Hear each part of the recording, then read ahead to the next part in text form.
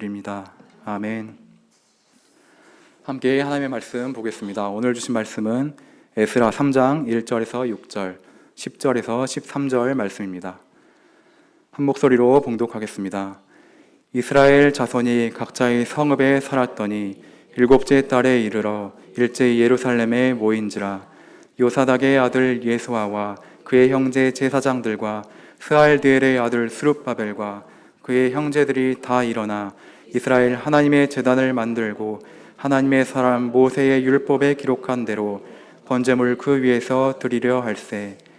무리가 모든 나라 백성을 두려워하여 제단을 그 터에 세우고 그 위에서 아침 저녁으로 여호와께 번제를 드리며 기록된 규례대로 초막절을 지켜 번제를 매일 정수대로 날마다 드리고 그 후에는 항상 번제와 초하루와 여호와의 모든 거룩한 절기의 번제와 사람이 여호와께 기쁘게 드리는 예물을 드리되 일곱째 달 초하루부터 비로소 여호와께 번제를 드렸으나 그때의 여호와의 성전 지대는 미처 놓지 못한지라. 건축자가 여호와의 성전의 기초를 놓을 때에 제사장들은 예복을 입고 나팔을 들고 아삽 자손 레위 사람들은 제금을 들고 서서 이스라엘 왕 다윗의 규례대로 여호와를 찬송하되 찬양으로 화답하며 여호와께 감사하여 이르되 주는 지극히 선하심으로 그의 인자하심이 이스라엘에게 영원하시도다 하니 모든 백성이 여호와의 성전 기초가 놓임을 보고 여호와를 찬송하며 큰 소리로 즐거이 부르며 제사장들과 레위 사람들과 나이 많은 족장들은 첫 성전을 보았으므로 이제 이 성전의 기초가 놓임을 보고 대성통곡하였으나 여러 사람은 기쁨으로 크게 함성을 지르니 백성이 크게 외치는 소리가 멀리 들리므로 즐거이 부르는 소리와 통곡하는 소리를 백성들이 분간하지 못하였더라. 아멘. 신승미 전사님 나오셔서 성전 재건이라는 제목으로 말씀 증거해 주시겠습니다.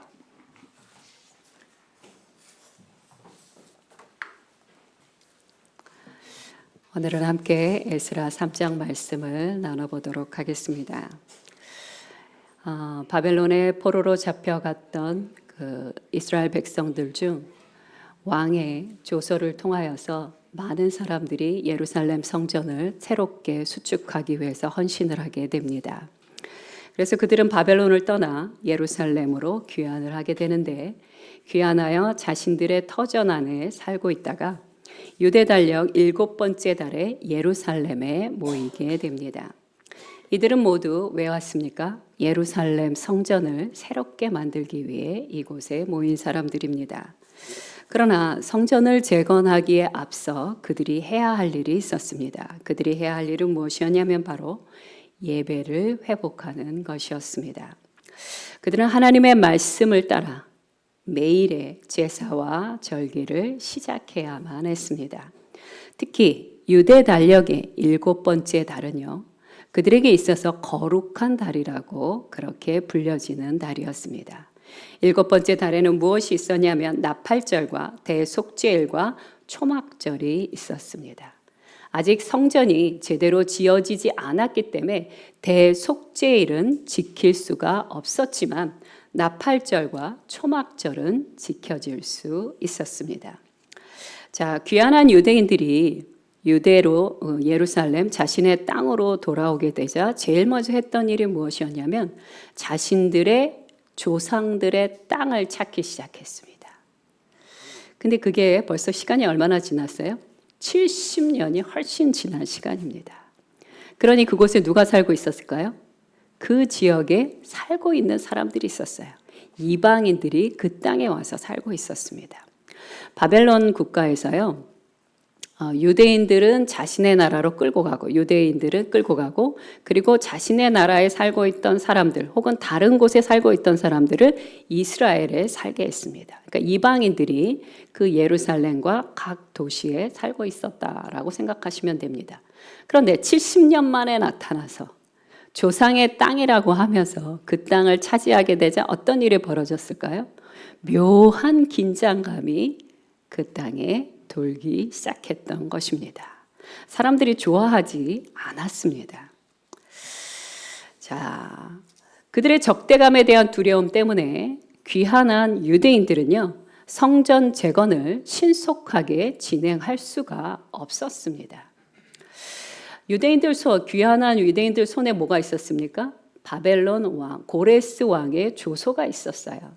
하지만 왕의 조서가 그렇다 할지라도 그 조서의 영향력이 아직은 크게 미칠 수가 없어서 유대인들도 이방인들도 조심하면서 긴장감 속에 살고 있었습니다.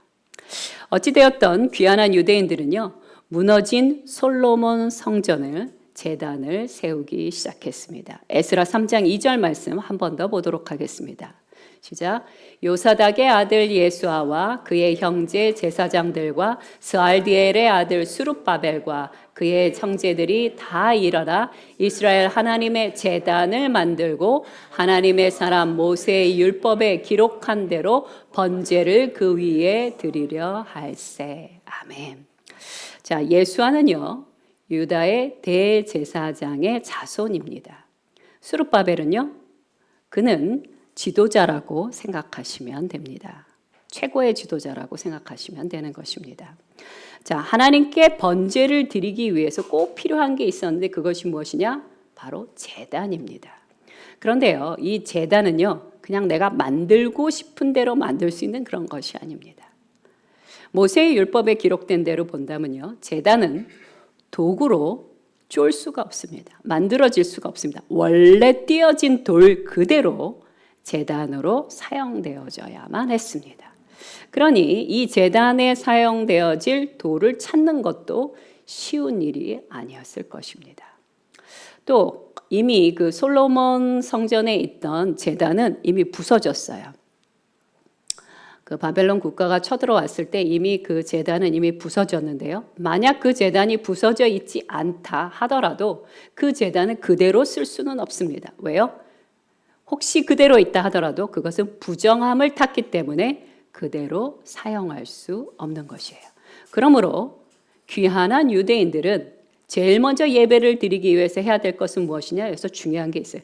모세의 율법을 따라 제단을 만들어야 한다는 것입니다.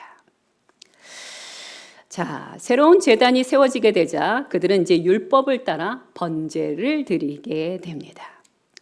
자, 번제는 어떻게 드려지는 것입니까? 기름이 섞인 소제와 거기에 플러스 포도주와 플러스 흠이 없는 1년 된 양 2마리를 하나님께 올려드리는 것입니다. 철저히 모세의 율법에 준수하여 제단 위에 번제를 드렸습니다. 그리고 나서 무엇을 했냐? 초막절을 드렸다라고 성경은 이야기합니다. 이 초막절이란 무엇을 뜻하는 것이냐면요, 바로 이스라엘 백성들이 유대로부터 출애굽한 것, 그리고 그들이 광야에서 지냈던 것을 기념하기 위한 것이 초막절입니다.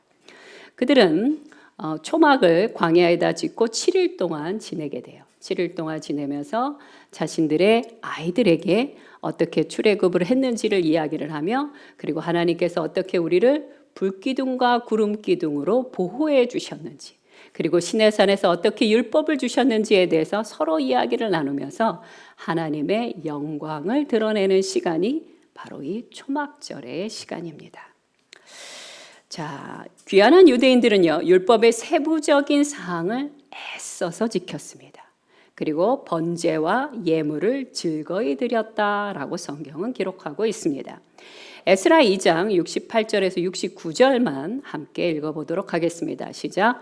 어떤 족장들이 예루살렘에 있는 여호와의 성전터에 이르러 하나님의 전을 그곳에 다시 건축하려고 예물을 기쁘게 드리되 힘 잘하는 대로 공사하는 금고에 드리니 금이 6만 1천 다락이요 은이 5천 마네요 제사장의 옷이 100벌이었더라. 아멘.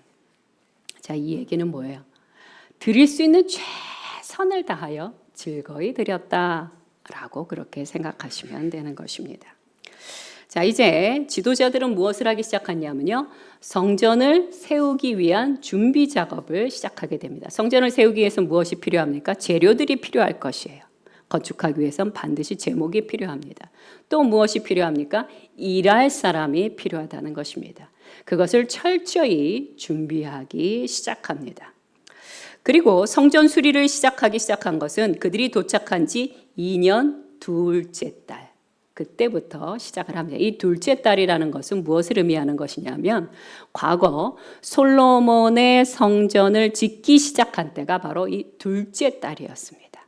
그래서 솔로몬의 성전이 지어졌던 그때를 따라 그대로 행하고 있다라고 보시면 되는 것입니다. 이 둘째 달은요, 봄이라고 생각하시면 되는 것입니다. 자, 그래서 봄이 되자 수룹바벨과 예수아는요, 20세 이상 된 레위인들에게 성전 건축을 감독하게 시킵니다.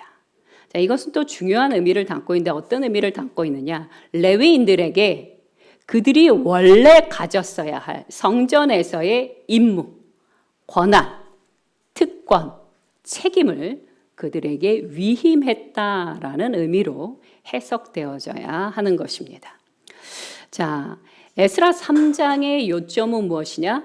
성전을 이제 짓기 시작했다. 이것이 요점이 아닙니다. 이 3장에서의 핵심은 무엇이냐? 예배라는 것입니다. 실제로 에스라 3장 10절에 보면 무엇을 볼 수 있냐면요. 성전을 건축을 어떻게 했느냐를 자세하게 이야기하는 것이 아니라 성전 건축이 시작되면서 예배가 어떻게 시작되었는지를 더 자세하게 묘사하고 있습니다. 이것은 어디에 포커스를 맞추고 있는 것입니까?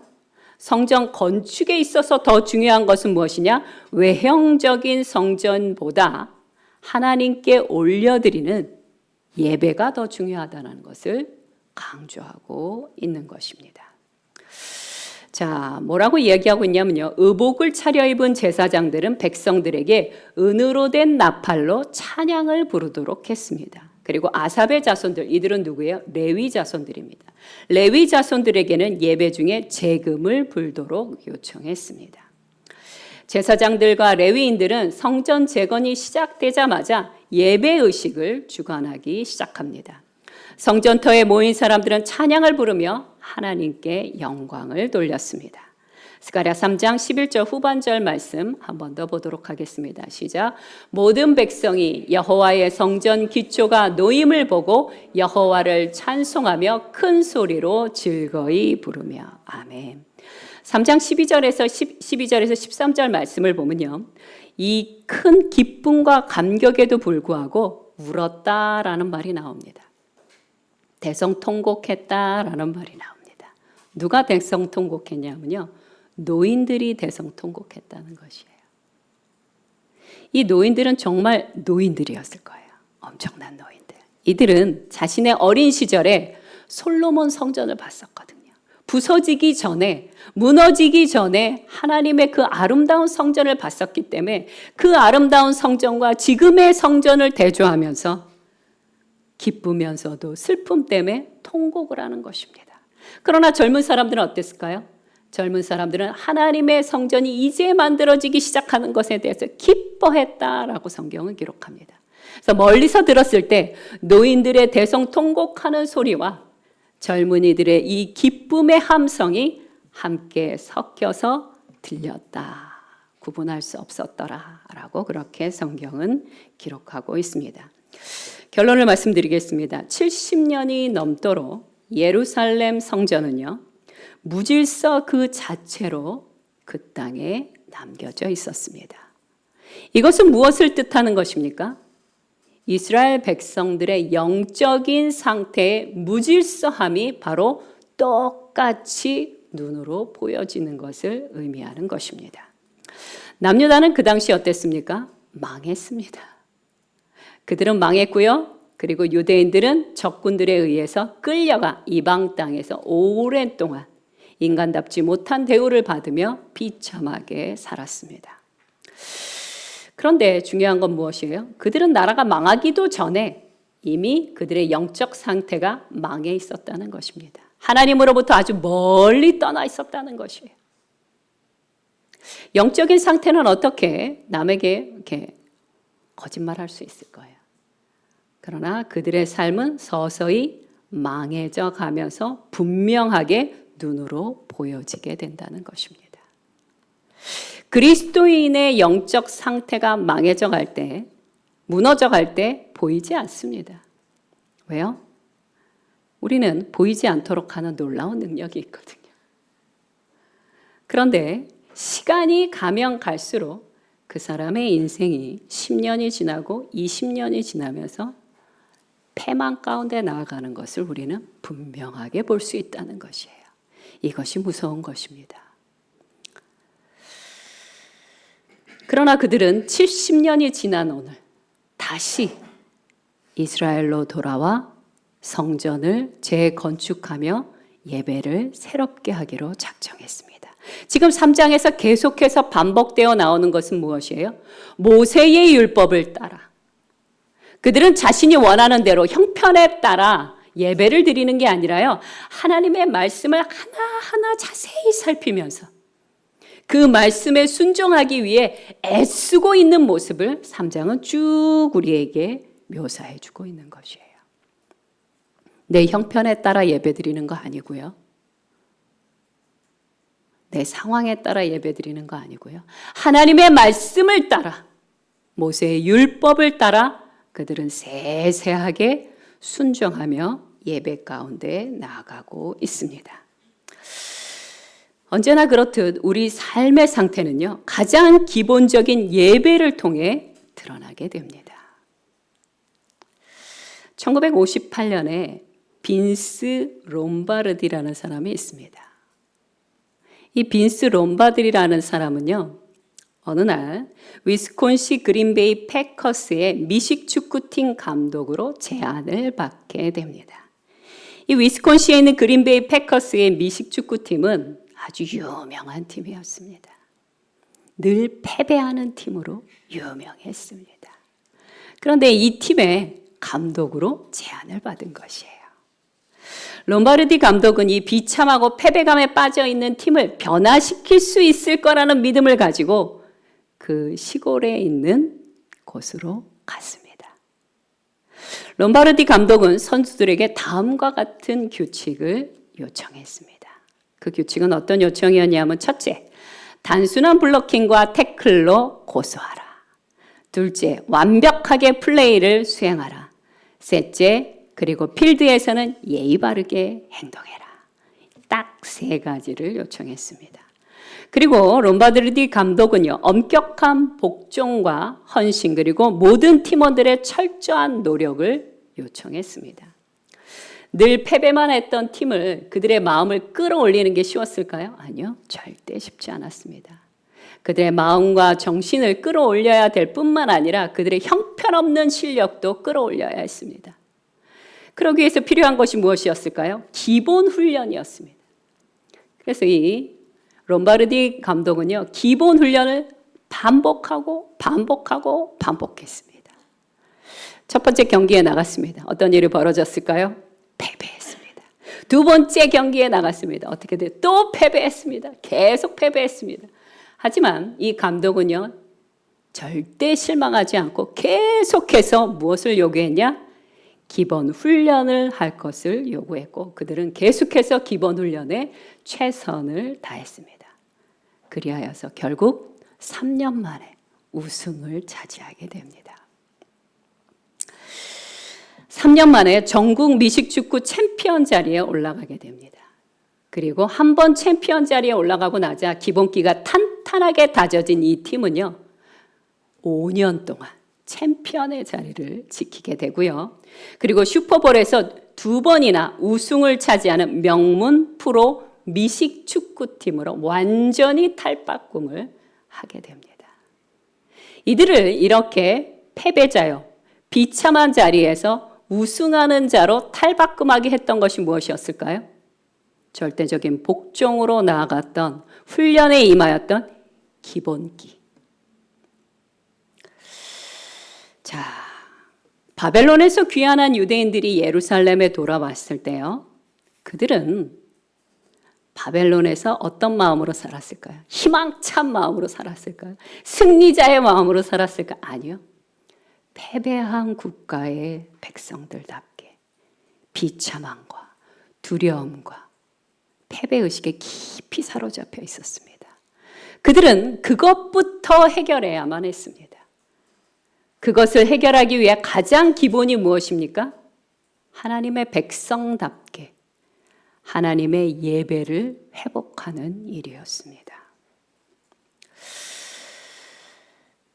자, 그러기 위해서 하나님께 믿음의 기본, 신앙의 기본으로 돌아가야 하는 것입니다. 신앙의 기본, 믿음의 기본이 무엇입니까? 예배입니다. 우리 그리스도인들에게 가장 기본은 예배라는 것입니다. 하나님께서 받으실 만한 진실하고 준비된 예배. 그것이 바로 하나님이 오늘 우리에게 요청하는 예배입니다. 우리는 예배를 위해 준비된 자세로 들어가야 합니다. 잠은요, 집에 가서 주무셔야 합니다. 예배를 드리러 오기 전에부터 준비가 되어 있어야 하는 것입니다. 저는요, 예배를 드리러 오기 전날은 최대한 잠을 자기 위해서 노력합니다. 저는 어릴 때부터 잠에 대해서 좀 부족한 부분이 많이 있습니다. 잠 때문에 씨름하는 일이 많은데, 그러나 바로 전날만큼은 최선을 다해서 좋은 컨디션을 유지하기 위해서 노력합니다. 그것은요, 좋은 컨디션이라 하면 몸부터 시작하는 것이에요. 내 몸, 마음, 그리고 준비된 예물입니다. 이 세 가지가 준비가 되어져야 합니다. 저는 이것에 대한 헌신을 언제 드렸냐면요, 21살 때 큰 은혜를 받으면서 하나님 앞에 헌신했습니다. 주님, 제가 다른 거는 잘 모르겠고 예배만큼은 하나님 앞에 전심으로 드리겠습니다. 내 몸이 좀 아파도 어느 날은 내 마음이 좀 다운될 때가 있어요. 내가 예배 때 뭐 맡은 게 없으면 내 몸이 좀 많이 아프고, 몸도 아프고 마음도 아프고 게으름이 내 자신을 이렇게 엄습을 하게 되면 온갖 말로 내 자신을 합리화하면서 오늘은 좀 예배를 안 가도 되지 않을까, 좀 늦게 가도 되지 않을까, 그래도 충분히 하나님이 이해해 주시지 않을까. 그러지 않기로 하나님 앞에 헌신했다는 것입니다. 제가 그 헌신을 하고 오늘 이때까지 예배를 빠졌던 적은요, 아주 오래전에 아주 심한 독감이 들어서 정말 죽느냐 사느냐 하는 고난 한 번, 그리고 아기를 낳았을 때, 아기를 낳고 한 2주 정도씩 못 낳아. 애를 2번 낳았으니까요. 그 외에는 빠진 적이 없습니다. 또 중요한 거, 예배 전에 와서 준비가 되어 있어야 합니다. 적어도 여기 계신 분들은 예배 전에 15분 전에 혹은 20분 전에, 더 괜찮다면 30분 전에, 어떤 예배든지, 나 혼자 드리는 예배든지, 사람이 별로 없는 교회에서 예배 드리는 예배든지, 대중들 속에서 드리는 예배, 아무 상관이 없습니다. 사람의 많고 적음은 하나도 중요하지 않습니다. 어느 시골 작은 곳에서 예배를 드리더라도 전심으로 예배를 드리기로 하나님 앞에 헌신하셔야 하는 것입니다. 하나님께서 받으실 만한 예배를 드리게 하셔야 하는 것입니다. 그냥 내가 예배 시간에 그거 예배 아닙니다. 하나님이 기뻐 받으실 만한 예배. 오늘 3장에서 계속 반복되는 게 뭐라고요? 모세의 율법에 따라 철저하게 가장 신앙인의 기본인 예배를 온전히 드리는 것입니다. 그리고 두 번째는 무엇입니까? 우리는 주일만 예배 드리는 사람이 아니에요. 우리의 삶도 예배가 돼야 되는 그리스도인입니다. 그러니 아침에 눈을 떠서 저녁에 잠자리에 들 때까지 하나님, 나의 온 하루가 주님 앞에서 경건하고 아름다운 예배의 삶이 되게 하여 주옵소서. 이 헌신을 드리는 오늘 이 시간이 됐으면 좋겠습니다. 헨리 나우에는 이렇게 말했습니다. 하나님은 우리를 새로운 삶으로 인도하신다. 그러나 만약 내 안에 두려움과 패배감으로 인해 믿음이 사라지게 되면 그때부터 우리는 별거 아닌 것에 두려워하며 집착하고 매달리며 앞으로 나아가 성장하기를 멈추게 된다. 아까 3절 말씀에서 뭐라고 말씀드렸습니까? 귀환한 유대인들이 하나님 앞에 제단 앞에 예배를 드리고 싶은데 그곳에 있는 사람들 70년 동안 그 땅을 지키던 사람들이 두려웠다라는 기록이 있습니다.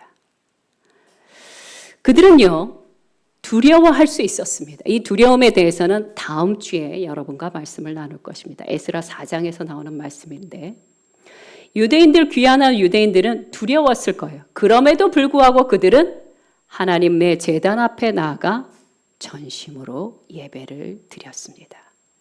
두려움과 불안은요, 현대인들의 아주 중요한 이슈 중에 하나입니다.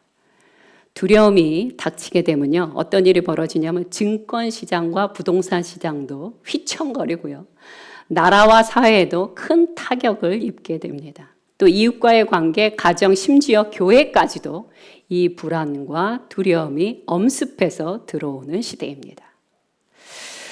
두려움은요, 끈질기게 우리에게 이렇게 말합니다. 뭐라고 말하냐면 이렇게 되면 그 다음에 나는 어떻게 되는 거지? 그러면서 우리를 끌고 다닙니다. 그러면서 우리의 삶을 철저하게 조그맣게 만들어요. 축소시켜 나가게 합니다. 두려움은 내 자신의 역량을 충분히 발휘하지 못하도록 만듭니다. 그래서 나를 아주 이상한 사람으로 만들어요. 두려움은 병적으로 내 자신에게만 몰두하게 만들죠. 이웃을 돌아보지 못하게 됩니다. 이것이 바로 두려움과 불안입니다. 두려움과 불안은 솔직히 약간 차이가 있어요. 두려움은 내가 이미 겪어본 고통이 다시 올까 봐 두려운 것을 두려움이라고도 얘기하고요. 불안은 내가 아직 겪어보진 않았어요. 근데 타인이 어려움을 당하는 걸 보니까 나도 저렇게 될까 봐 두려워하는 것. 그것이 바로 불안입니다. 두려움과 불안 중에 어느 게 더 나쁠까요? 많은 사람들은 불안이 더 나쁘다고 얘기합니다. 이미 고통을 겪어본 사람, 고통을 한 번이라도 겪어본 사람은요, 또다시 그 엄청난 고통이 올 것을 알지만 뚫고 나가려고 합니다. 근데 한 번도 겪어본 적이 없는 사람은 계속 도망만 갑니다. 그래서 사람들은, 학자들은 불안이 더 나쁘다고 얘기하는데, 어쨌든 두려움이건 불안이건 이것을 이기고 하나님 앞에 나아가야 하는 것입니다. 두려움은 우리를 어떤 것도 결정하지 못하게 하고 행하지 못하게 합니다. 그러다 어떻게 해요? 결국 포기하게 만드는 것이 두려움이자 불안입니다. 함께 말씀을 한 번 더 보도록 하겠습니다. 에스라 3장 3절 말씀입니다. 시작. 우리가 모든 나라 백성을 두려워하여 제단을 그 터에 세우고 그 위에서 아침 저녁으로 여호와께 번제를 드리며. 아멘. 두려워했다라고 하면 두려움이 없는 게 아니에요. 두려움 있었어요. 그럼에도 불구하고 아침 저녁으로 매일매일 예배를 드렸다는 것입니다. 여러분은 저보다 더 바쁘신 분들이니까 아침 저녁으로까지 예배를 드리실 수는 없더라도 아침에 짧게라도 혹은 저녁에 짧게라도 주님께 예배를 드리시기 바랍니다. 자, 두려움 속에서 제단 앞에 나아가 아침 저녁으로 제단을 쌓고 유대인들은 제사를 드렸습니다. 자, 두려움을 넘어서는 용기가 어디에서 나올까요? 그리스도인들은 믿음과 확신에서 나오는 것입니다. 하나님을 완전하게 믿을 때, 그리고 확신할 때 우리는 우리의 마음의 문을 활짝 열고 우리의 이웃을 포용하고 그들과 함께 나아갈 수 있게 되는 것입니다. 성경에 나오는 수많은 믿음의 사람들은요, 자신의 힘과 능력이 어디에 있다고 믿었을까요? 하나님의 손안에 붙잡혀 있다는 것을 그들은 믿었고 확신했기 때문에 담대하고 용기 있게 나갈 수 있었던 것입니다. 패배감과 우울이 지배하는 이 시대의 진정한 기쁨은 어디에서 나올까요? 여러분은 이미 답을 알고 있을 것입니다. 하나님께 온전히 드려지는 그 예배, 진실한 그 예배, 그리고 하나님께 순종하는 내 삶을 통하여 기쁨이 흘러나오는 것입니다. 인위적인 도파민을 치솟게 한다고 해서 기쁨이 지속됩니까? 아니요. 절대로 기쁨이 지속되지 않습니다. 매일매일 하나님께 예배를 드리는 삶을 살 때 내 안에 패배감과 우울감이 사라지고 하나님이 주시는 기쁨이 내 안에서부터 솟아올라오는 것입니다. 야고보서 2장 14절과 26절 말씀을 함께 보도록 하겠습니다. 내 형제들아, 만일 사람이 믿음이 있노라 하고 행함이 없으면 무슨 유익이 있으리요? 그 믿음이 능히 자기를 구원하겠느냐? 26절 말씀도 없습니까? 제가 읽어드리겠습니다. 영혼 없는 몸이 죽은 것 같이 행함이 없는 믿음은 죽은 것이니라. 여러분, 예배에 대하여 전심으로 나아가셔야 되는데요. 여러분은 충분히 그럴 믿음이 있습니다. 그러니 믿음 있는 행동으로 나아가시기 바랍니다. 스스로 믿음이 있다고 생각하면서 만약 행하고 있지 않다면 제가 확신하건대 여러분의 영혼은 죽어가고 있는 중일 것입니다. 왜요? 내가 내 자신, 내 신앙 양심이 나를 전혀 응원하지 않거든요. 내 신앙 양심이 나를 응원해 줘야 됩니다.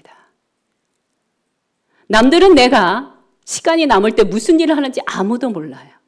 남들은 내가 내 재정으로 무슨 일을 하는지 아무도 몰라요. 근데 누가 알아요? 내가 압니다. 하나님이 아십니다.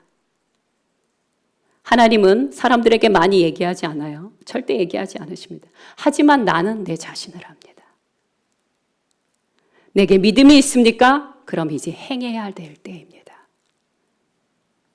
주님, 제 감정이 오르락 내리락 할지라도, 내 환경이 아주 황폐해진다 할지라도, 많은 사람들이 나를 비방한다 할지라도, 수많은 사람들이 예배드리는 내 자신에 대하여 대적할지라도, 언제 어디서든지 다니엘처럼 하나님께 향하여 마음의 문을 활짝 열고 예배 가운데 나가겠나이다.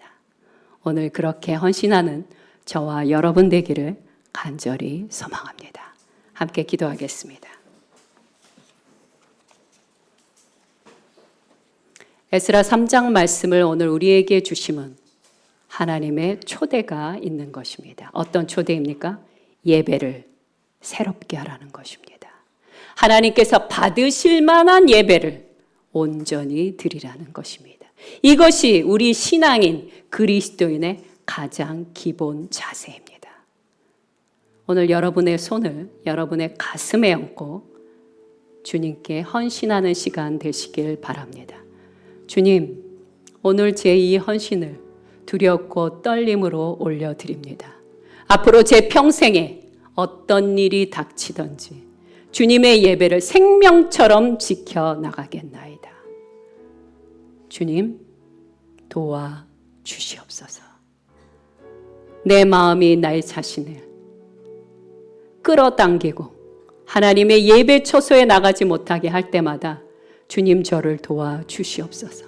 오늘의 이 헌신의 날을 기억나게 하여 주시옵소서. 주님 앞에 깊이 헌신 드리시기 바랍니다. 함께 기도하겠습니다.